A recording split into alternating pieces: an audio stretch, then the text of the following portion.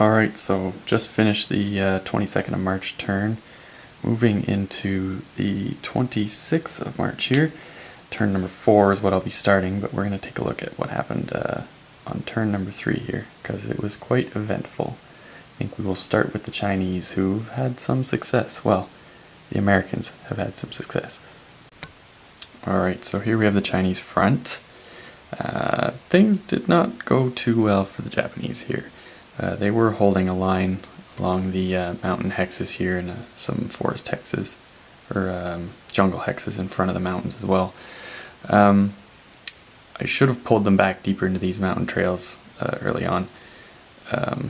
The Galahad units, the American 5 action rating units here, were slipping around and managed to be quite effective in sneaking in behind the lines, augmenting the Chinese not great action rating attacks by joining in from the rear.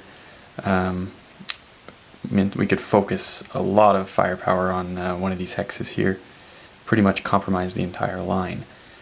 For the Japanese, we killed 3 steps, 1 infantry battalion and 2 artillery battalions, so not huge loss, but I mean when you're dealing with about 10 units total on the front here, losing 3 of them is quite a big deal. So it'd be tough to exploit anything here now. We don't have a ton of supply. I mean, I think there's only a few supply points for the Allies here, and I've actually rolled already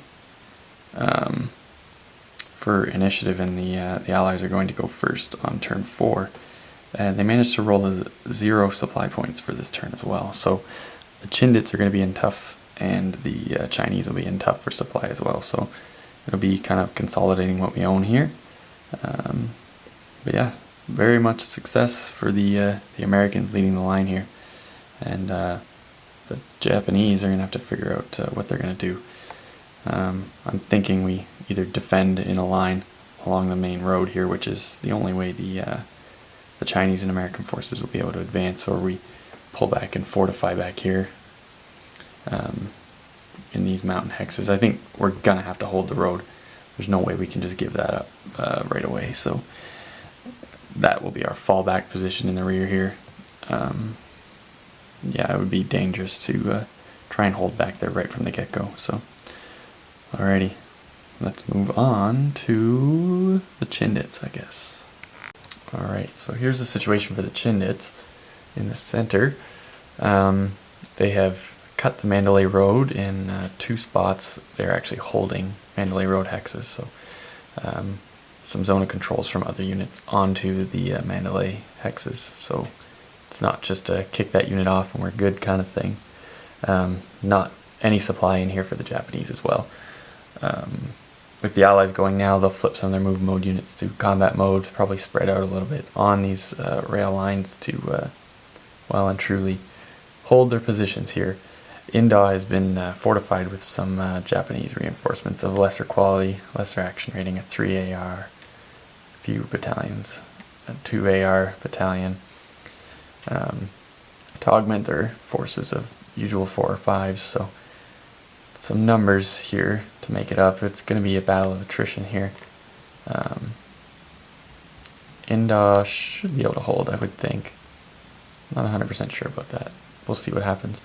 Again, no supply in here, and since we rolled for no supply on this turn, there won't be a lot of activity on this front.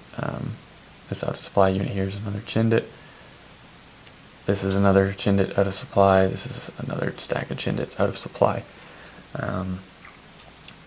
Probably will have to spend a little bit of supply. Don't want to risk losing some steps on those units there.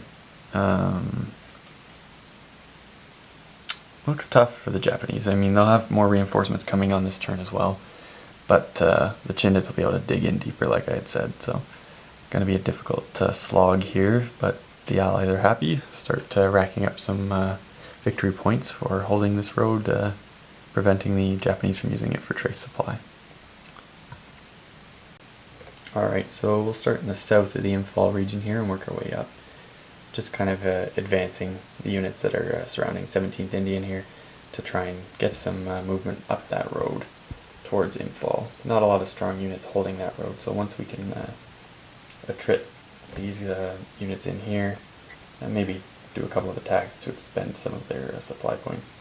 Maybe don't want to risk the steps, we'll see about that, but then we can release those units and really put some pressure on that roadway there. So, and on the edge of our frame here, we've got some Japanese forces advancing along the track, and we'll be starting to threaten the southern positions of the valley there.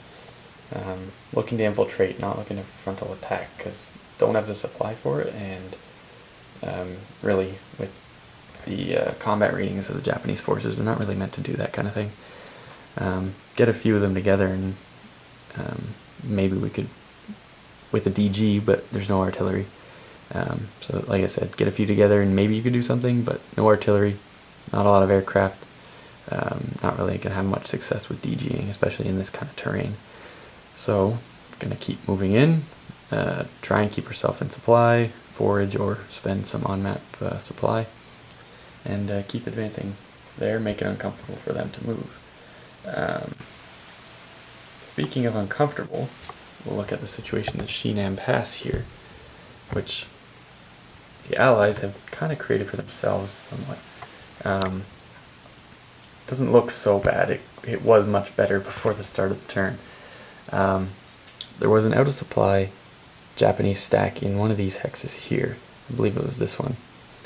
And we flew in some Arakan airlift units in. An AR-5 unit joined in one of these brigades here to attack those out of supply units. I believe it was 13 to 1. We managed to roll Snake Eyes on the roll and rolled for 6 column shifts on the surprise roll. And then rolled, I believe, a 3 on the attack. So we lost 2 steps, one of them being the AR-5 unit and a 6-2-3 infantry brigade. So that hurt, and it kind of exposed our lines here. I had to move some armor up just to that I had in reserve in infall just to hold the position here, and make sure we didn't have a disaster on our hands, because it very quickly could have happened if the Japanese were able to move into that hex freely and cut off the Shenand Pass entirely. So the Japanese did make an attempt, were going to attempt to kind of attack down this road. They have the Indian National Army stacks mixed in with some Japanese forces here, so some higher combat ratings. Pulled up some artillery.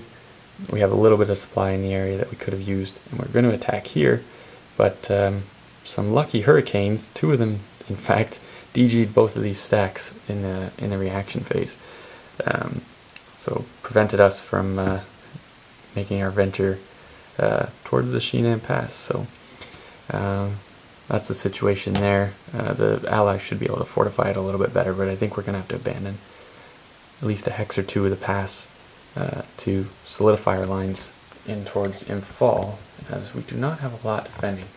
And if we were to have some sort of situation where they were able to push in towards the clear terrain, the Japanese that is, then it could get bad very quickly. So we'll need to pull back, start creating a ring around the jungle hexes or rough hexes there to try and solidify our positions, so, and prevent the infiltration of the Japanese forces into the valley. Alright, so not much changes in infall itself, and still don't really know what to do with the Gurkhas. Probably going to bring them in because the Japanese aren't really threatening their position.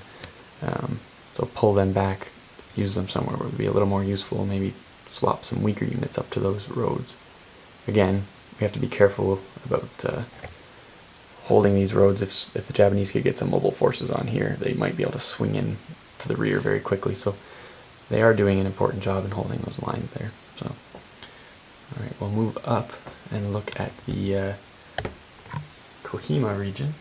I'll try not to knock any of my stacks over here.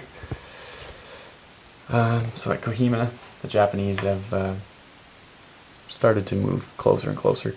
The Allies are holding the tracks just in front of the Kohima and Dimapur Imphal road. So it does not have a zone of control onto it yet. We don't have to worry about it being cut as of yet. And we will probably look to extend our defense a little bit out into these mountain hexes just outside of the road there. Able to bring in some reinforcements in the last turn, and we have a few coming in this turn as well.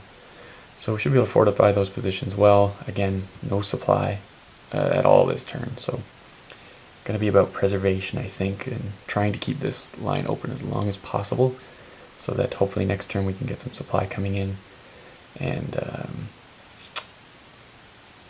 build some stocks up best we can for in fall, because this road will get cut at some point, I'm sure, and it's not going to be pretty if we have our current supply stocks as is. So alright, that's it for turn 3, on with turn 4.